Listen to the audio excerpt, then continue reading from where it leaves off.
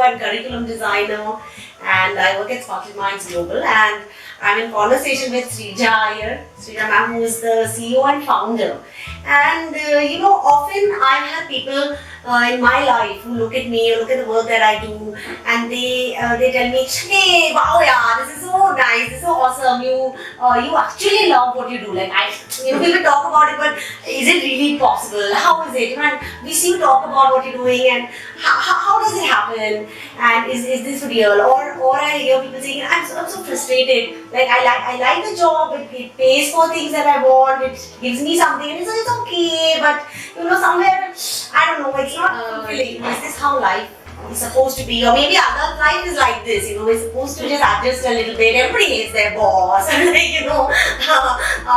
weekend is very rejuvenate, but at some level they feel like, I want to do this, so they ask me like, can I do what you do, or could I teach, could I do a stint with the school, but I don't know, will the school work with me, hey, maybe I should do a teacher training. So that's what we are here to talk about today. And so whenever people ask me this, it makes me reflect about my journey and how I didn't always know that I want to do this. And how I came to realize is somewhere during my college time, I just had this nagging feeling at the pit of my stomach, I don't know, are we supposed to be living like this? Is this how the world is supposed to be? Isn't it problematic? And don't people see it? Am I the only one who's seeing it? Don't people see it? Don't they question it? That can it be better? Can it be different? And I felt like people are almost living in a haze, that they're not able to see that they have a choice to do something differently. It's like this only. And I, at that point, started questioning that if I want to change this, I want to do something about this, what would I do? Where would I start? What kind of work would I do? And that led me to realize that I want to work in education. And I'm sure there's something in your life that led you to realize why education, right? So, can you share that? Yeah.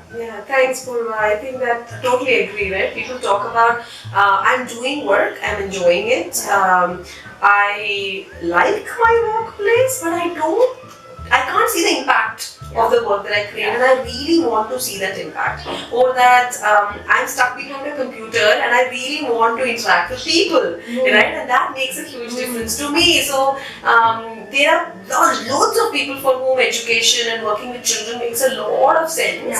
But they have a lot of questions, and that is why we agreed to do this session today.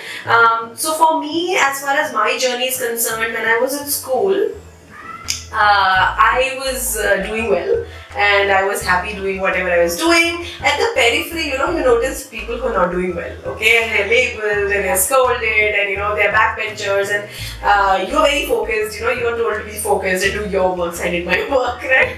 And I got into college, and I did my work, right? And I'm like, okay, do not be influenced by anybody, just do your work, right? And I come out of college, and I, get into my first job, and I still remember a distinct feeling that I had of not belonging. Not belonging, my heart not being there, and precisely, not being able to see the impact of my work. It was big technology. It was, I was good at what I did. I worked hard, and I liked doing it. Okay, I don't think I disliked it, but the pit of the stomach feeling that you're saying, it was there deep inside my soul that I wasn't truly happy. Okay, and it made me question three things. Okay, one is that I did my education with a lot of sincerity. Okay, shouldn't I have been taught how to figure this out? Shouldn't I find a path when I should be happy? Right? What did I miss? Right? And the second thing is, okay, fine, now whatever has happened has happened. How do I find that path?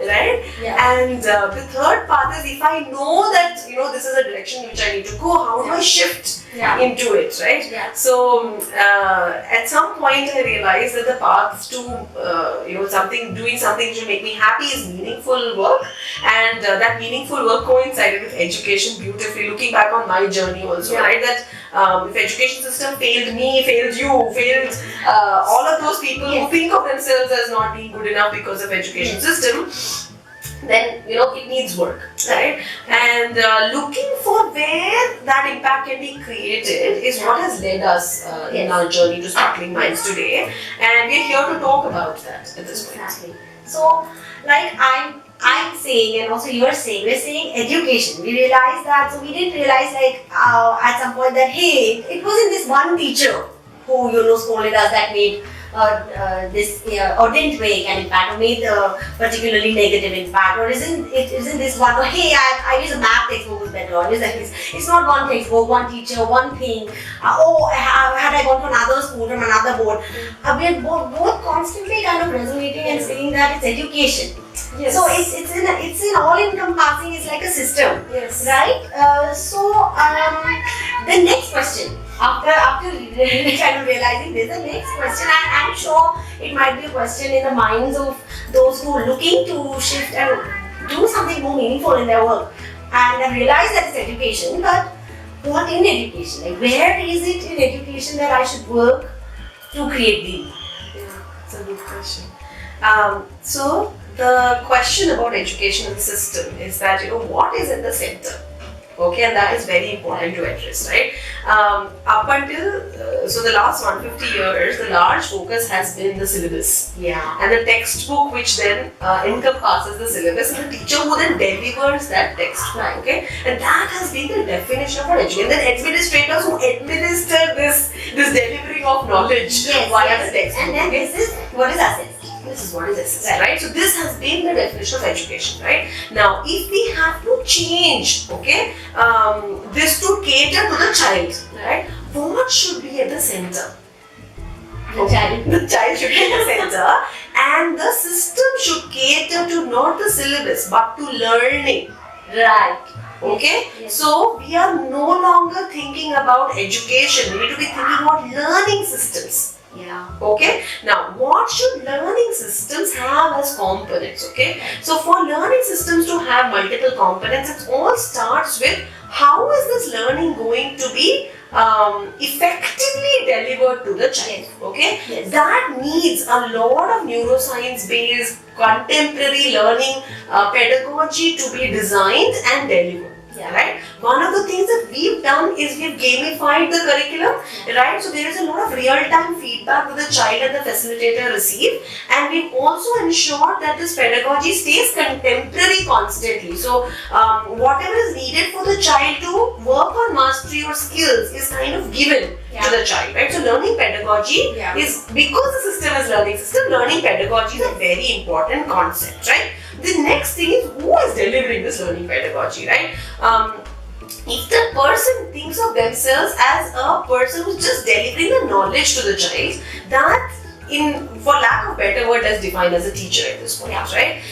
Is insufficient in the learning system, right? Because you are not the only person, the only resource. Is neither you nor the textbook enough for the child. So the child acquires knowledge from media, from technology, from parents, from peers, from so many places, right? So who are you, right? That we redesigned it as a facilitator, right? So a facilitative system can cater to the learning being at the center, and a facilitator can facilitate the whole child, catering to their motivation, catering to their emotional presence, catering to the child's ability to figure it out in many different ways, right? So you're looking at a multimodal approach through the facilitator. If this didn't work, let's try another way. If this doesn't work, let's try. What would it take for a child to really understand, right? Which would need somebody from a teaching background to really unlearn how they have learned something, and question that content, question that delivery, question the relevance of how something is being taken, right? And that brings me back to learning pedagogy, right? The facilitator is delivering the learning pedagogy, which is actually deep and connected to the child's context, right? So the child has to learn a certain concept, say in arithmetic, because the child will be able to apply it in problem solving. The child has to learn the periodic table and understand that as a construct, because the child gets to inquire and experiment with the world around them in a certain way. Not because a periodic table is in the syllabus and it needs to absolutely. They need to learn grammar so they can write effectively, not learn grammar because it's in the textbook. So we have the the way that they are learning, which is the what we call pedagogy. And what we are doing is we gamified it. So we've made a system in the way that it gets delivered, so that it's not completely teacher dependent or textbook dependent. The second thing that we have is who is or what is delivering this. Very traditionally have the teacher, but you're saying we have the facilitator, right? Who facilitates this learning, because it's also not a one-sided delivery of knowledge. It's also taking the various resources and making sure that it's all coming together for the child to be able to learn this thing and then apply. And I child, very true. And the child is an equal participant in the learning process, and children bring brilliant ideas to the table if given the space to do it. And the learning is very experiential, very ownership driven. It stays with them, right? So none of this is possible if we are also not parallelly looking at staying present to the research that is happening in the space, right? So a learning system where learning is in the center, the system needs to be very deeply entrenched in documentation. So whatever practices are being followed get documented, get put as papers, get researched, right? And the learning pedagogy facilitators have access to this documentation because then they're learning on top of that, right? And presenting on top of that. So somebody who's coming into the system to learn is a learner at heart, is also a facilitator, is also a researcher and a documenter, right? There's also a component which many a times in a school setup, gets ignored, is a interaction with policy. Right? Many a times school systems are at the receiving end of a policy change. Like for example, NEP has happened or NCERT is changing something, right? We're the receiving end of policy. But for us, a learning system is an active participant in policy formation, and all of these changes that we have kind of thought through, right? We want this to become part of a policy process. Which is why the documentation and the research becomes so important, because usually what we think or we're used to thinking is the research comes to us and then we read it and then maximum we apply it or we just read it in most cases, or we don't even know and we just following something very old and it just become part of the social practice and we just do it. So it's very important for that system to in-house also as practitioners, as the pedagogy is very evolving from what you're saying, is a very evolving pedagogy, to document and to research this so that we can become active contributors in what policy, first of all we know what policy should be there, what should not be there, or is the current policy, we can even negotiate with the current policy, and we are active participants in policy creation, which is what is saying that policy doesn't just come to us, we also take our insight as practitioners to policy. And the more informed a policy, a research, etc. is from on-ground practices, the more sustainable it is going to be. Right? And something that is tried and tested and researched and experimented with can actually stand up for what it is delivering much more, right? So there is learning pedagogy, there is facilitation, there is research and documentation. Research and documentation, we also have a clear idea on publishing. Right? So there is a lot of children's voices that needs airing. When children go through a system which is very learner-centric, children's voice and agency both gets activated. And there is space for that to be heard. There is space for the facilitators' voices and case studies of learning outcomes to be heard. And there is a publishing arm to this whole scheme of things. And there is policy and research. There is also a big element of training. Which is both an external focused training, which is what we are talking about, that we are going to be doing more facilitator training, and there's also very heavy emphasis on internal training, and this is very important. So when we are talking about a complete relook at what the system's focus is, whether it's syllabus, textbook versus a learning centric, child centric system, right? Then we are looking at what kind of training needs to be given to somebody to be prepared to become a facilitator, right? To be prepared to understand this learning pedagogy, this game-based learning, this experiential way of taking something, this deep way of questioning a content, right? Needs a training mechanism, right? And that training is something that we are offering to. right? So now there are so many different areas to a learner-centric system which was not existing if you look at from an education, typical education perspective, right? And I really like to tell people that education is not a school, a building, a sports ground, right? It is the delivery of that learning, an intangible learning to somebody that they can carry for life. Yes. Right? And in order to make that happen, the curriculum needs to be learner-centric, which then is not ending when they leave school. They take it with them. Yeah, right. So the teacher, the facilitator, training and all of that becomes a part of molding the caregiver, the adult in the system also to become a learner and a change maker.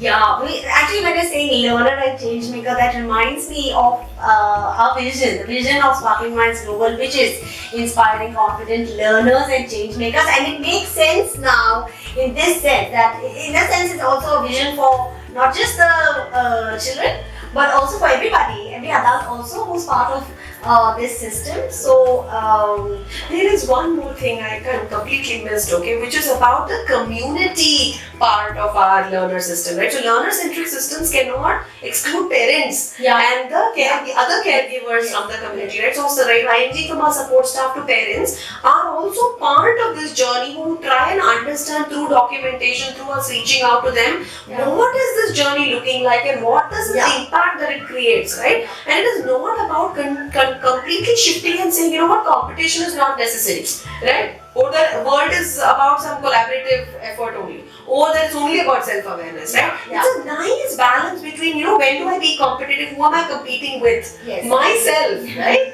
And to become better than whom for what reason, right? And how ethically I can compete. To a collaborative spectrum of how do I work with, right? And self-awareness. I'm more and more increasingly becoming aware of myself while at the same time learning how to be a community member, right? This axis, if we have to transfer to a child, that needs to start with role modeling it with the parents and with the support staff, with the facilitators together. Absolutely. So it has to match in the school environment and the home environment, which is why it's so important to have parents as community members. Right? So exactly, it is not about the parents being 100% aligned and all of that, right? It is about them being human and them acknowledging this larger vision of learning system and being aligned to that, and then figuring out, what is the space, what is it that we have known about education in the past that needs to be let go, and what is it that we have to learn anew and figure out together. So it is not an adversarial relationship between them, right? It is more of a collaborative community impact that we're collectively working for all of our children. Yes, which is what, you often, mostly like you have whichever teachers have spoken to or schools, the relationship between parent and teacher is always an antagonistic, which is what you're saying, that that's not how it is and that's not how it should be for learning to be enabled for the child, right? So, Sreeja, you've told us a couple of 5 aspects, actually, 5 aspects of education, right? And the thing is, the way you have said it all looks so interconnected. Like the who is delivering this learning design is very dependent on how the learning design is. How the learning design is designed, keeping in mind who's delivering it, and for this to happen, the whole child has to be there to cater to the whole child, and the parents need to. So it's all very interconnected, and often there is this idea that which is what I also had, is that do I have to be a teacher? Do I have to do teacher training? Do I have to work with an after school thing? Do I have to work with policy? If I have to work with policy, then I can't be a teacher. And do I have to be an activist to kind of convince the parents about what should happen? Campaigning kind of thing. So, but it clearly is becoming visible from the way of saying, and what will really enable learning for the child is that it's not like that. So, a person then who's looking to work at Sparkling Mindz needs to not work only with one narrow identity, but with lots of these, right? So they need to work with what all identities. Yeah, it's a very good thought, right? It's a very interesting question, because when we are looking at a spectrum like that, right, education transforming into a learning system, a learner-based system, child-centric system, all of this needs to come together for that learning to happen, right? Because one or the other not operating in tandem, right? And in the education system currently, everybody is working in silos, right? And the teacher is many a time working in silo with the administration working in a different way, and there is a conflict there too, right? And even between teachers, I mean, the science department is doing their thing, and the English department is doing their thing, and within the English department, ma'am so is doing so class, and so miss is doing so thing. Nobody's talking to each other.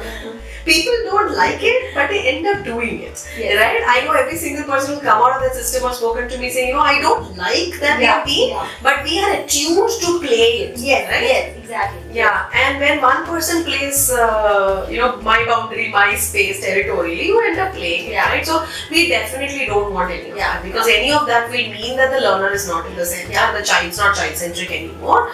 So what we are looking at is that the facilitator, the person who comes into the system, is open to learning, which is the very key fundamental thing, has sufficient flexibility to look at themselves as a learner who can contribute in many ways. Now, which way you will contribute, how many hats you will don, right, will all depend on the skill set you're bringing. So, in our team currently, we have people with 16 years of IT experience who are here, right? We have people with international policy experience who are here. We have people with curriculum and pedagogy experience who are here. We have people with biotech background who are here, right? So they bring their subject matter expertise and they're solid on that, right? Then the learning pedagogy itself enables them to get trained on the delivery in a certain way, and the space is there for them to learn and grow in that entire process, right? So the facilitators get that space, right? So you're not just a teacher, you're also subject matter expert, and hence documentation and research becomes an extension of your work. Right? Somebody who is a facilitator who's role modeling learning with the child, right? Role models, research and documentation, the child also wants to do more of that, right? Because the way you think about documenting and research shifts how you think about learning, right? These are not exclusive. So the learning pedagogy, how to deliver the learning, is being designed based on whom they are catering to and how well they can cater to, and it's constantly evolving. So this also needs the facilitator intervention, right? So facilitators can grow into research and documentation, publication, they can grow into learning pedagogy and design, they can grow into training, they can grow into policy, right? And there are so many places, so to community interventions, there are a lot of spaces, and we highly encourage and we are decisive about this, that they have to start being a facilitator. And it's in that act of facilitating this learning methodology and this framework that they really are able to bring their whole self and in the process cater to the whole child. So you're saying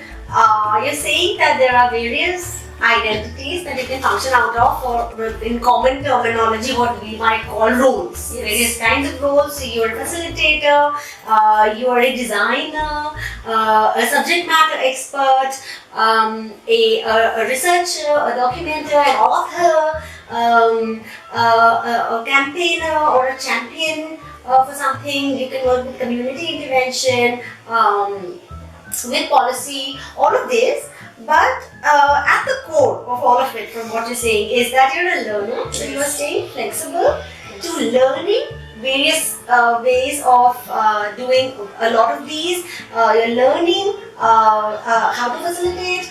You're learning also, from what you said, is about questioning the content. That you're not coming to the place saying, "Hey, I know everything about English. Hey, I'm a biotech person. I know how biology is." You're questioning it. You're learning again. You're staying, which is what brings back to what you're saying, is that the curriculum needs to stay contemporary. The world is changing. Research is changing. The way we understand children is changing. So we need to stay very flexible. So learner stays at the root of all of this, after which you can grow into various things, and you start with facilitation, because facilitation is the place where you are engaging with the learning and the learner for whom, by the way, we are doing all of this, right? And then we don't doing this, then you may lack the fluency to really design, to document, to policy. That is crux of the learning system. In fact, all of us in the system remain facilitators. For the longest, I remember you telling me, promise me, always allow me to work with children. I said, yes, I promise you. Yeah, I know. because you know, the common understanding is hierarchy in the spectrum that you were saying, right? The competition is there, the collaboration is not there, and there's hierarchy. So even the way we grow in a job, I know people who also ask me that, oh, teacher, what's the growth? What's the growth here? So there's a very hierarchy kind of, so you teach grade 1, then you become a secondary teacher, then you become a high school, and then eventually you become the department head, and then become this. But it's not about that hierarchy. We're not saying that. We're saying it's a system. And there is growth, obviously. So you facilitate, and then there's growth in the way you document, there's growth in the way you understand the subject, there's growth in what you're able to move forward in terms of how the learning design, how the game is being developed. You can move forward things on how, what the policy for that matter should be, like what the curriculum framework should be talking about science, or you grow there, you grow as in terms of what you know. So that is the growth, which is very, in the sense, wide and deep. The growth is not a ladder kind of growth. And there is a lot of wisdom in that hands-on learning process, which then creates impact. Right? So it's not only about, so physical terms, we could be a school, a preschool, and after school, but at the core we are a learning system, and that has ways to create impact through training, through pedagogy, through policy intervention, through technology too. So that's another thing that we are working on, right? That both at the front end and back end, that what is it that can be delivered to a child, and when delivered, what is the most impact that it's creating, right? And this working in tandem can be one of the biggest gifts technology gives our learning systems, right? Because it can be very personalized, very catered. So that's another dimension that we're adding, and we're really looking forward to inspire people in technology domain, in maker spaces, to come work with our children. And that brings me to this whole point of bringing the whole self, right? For a facilitator, even for a child for that matter, in learning systems, the highest leverage is that I find purpose in something that I do. And that is what the inspiring, confident learners and change makers is all about, right? So if the child is finding purpose, and the facilitator also is finding a purpose, we've created a system for that too. So there are different kinds of change-making missions that children work on at school, and the facilitators become mission leaders, mission champions, and we have external mission collaborators working with these children. One of the things that we are launching is the Young Changemakers Summit for children to actually come and be part of this, and the facilitator gets to create impact through that too.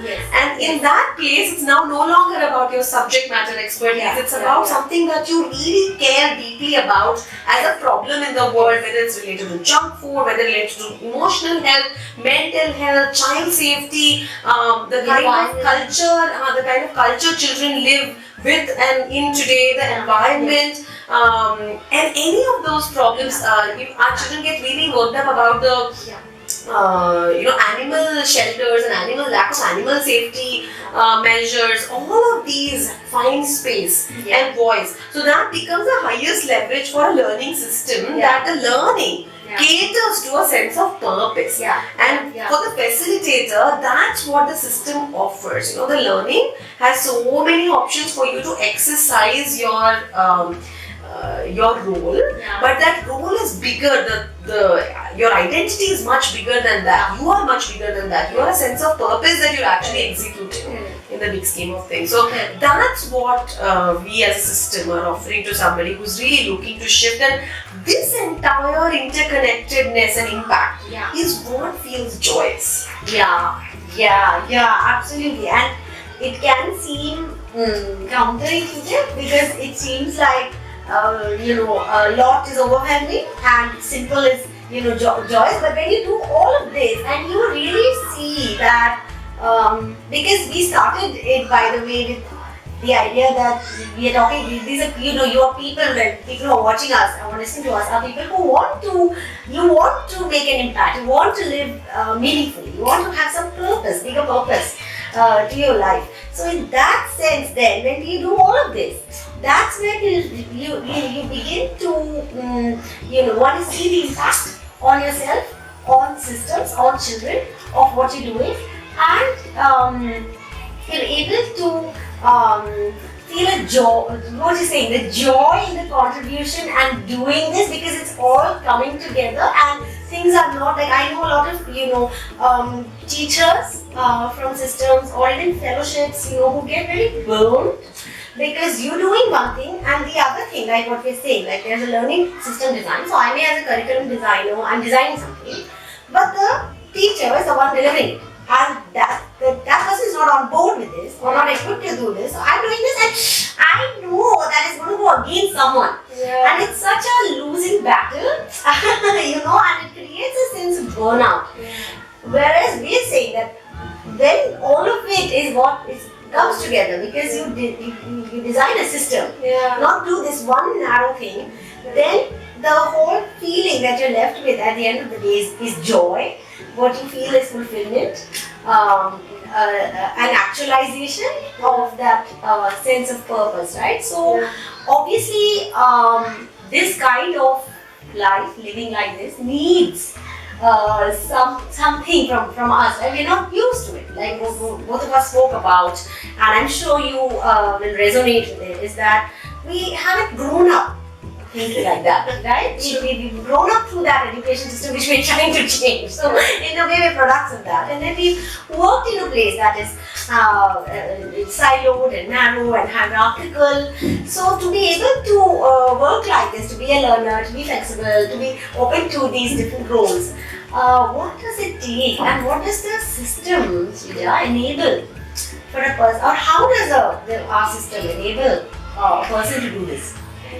Wonderful question, right? It's the essence of our day-to-day life. Because each one of us are products of the system, like you said, right? So we come with our own stereotypical beliefs on learning should be like this, or English should be taught this way, or math should be taught this way, right? And I think the learning pedagogy, when we designed, right, we did a lot of first principles work, right? So that's very solid, right? Why should something be taught? How much should be taught? Where should be taught? Right? All of that we really researched and put that in place, right? Because that is in place when questions come, right? It is not sitting on a shaky ground that, oh, maybe you are right, maybe somebody's right? The first principles actually shows how to really approach it, and that is where things are, right? And our first principles in the learning pedagogy is not that, oh, English needs to be taught. It's language, arts and communication that needs to be taught, right? So children need to learn to communicate effectively. What does it take to learn to communicate effectively? It need not be through a textbook, right? And the flexibility in the system is that the child has to learn to think and structure their writing. What does the thinking and the structure look like, right? So that's what we have created, and there is, it might look different, it might go against somebody's belief of, okay, how something should be delivered, but it is not sitting on flimsy ground. So, it stands up for itself. When somebody sees it being delivered in class, they see the shift in children write happily, they structure and think and express their ideas.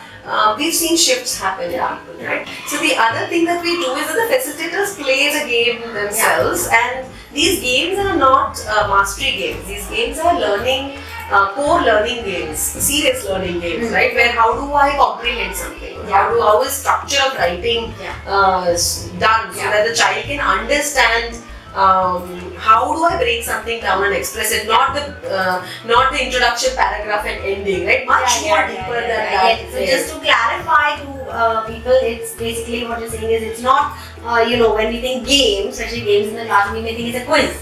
Or it's a flashcard where you're like matching the word to the meaning, which is what you're saying is mastery games. It helps us master something, but not games that help us understand the concept. So when we're saying game, we're saying serious learning game, which is the game helps you learn to comprehend.